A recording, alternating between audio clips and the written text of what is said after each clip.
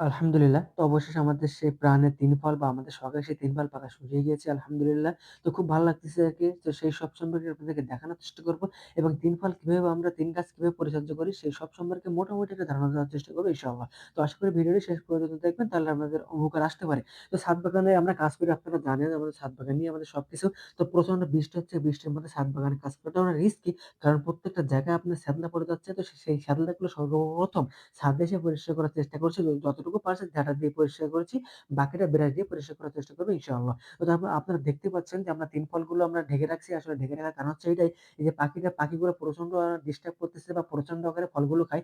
এর জন্য যতটুকু সম্ভব ঢেকে রাখার চেষ্টা করি। আর পাখিদের রিজিক যেখানে সেগুলো তো তারা সেখানে ভক্ষণ করবেই। বাকিটা আমরা আরকি প্রোটেকশন এর ব্যবস্থা করেছি। বাকিটা আল্লাহ ভরসা। তো আপনারা ১ম এ যখন ৩ গাছ লাগাবেন তো ৩ গাছ লাগানোর পরে মাটি খুঁড়বেন, দেন মাটিতে জৈব সার মেশাবেন। তারপরে গাছটা সুন্দরভাবে রোপণ করে দিবেন।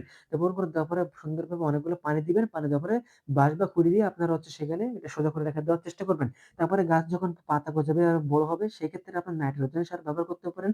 আর যখন ফল পাকবে সেই সময় আমরা পটাশিয়াম সার ব্যবহার করলে ইনশাআল্লাহ ফলটা আরো মিষ্টি হতে পারে। সেই সময় পটাশিয়াম সার ব্যবহার করাটা উত্তম। তারপরে যখন ফল সংরক্ষণ করবেন, ফল একবার দেখবেন যে ফলের গায়ে যখন লাল লালচে কালার চলে আসবে, তখন মনে করবেন আপনার ফল পেকে গেছে। সেই সময় আপনারা ফল সংরক্ষণ করতে পারেন।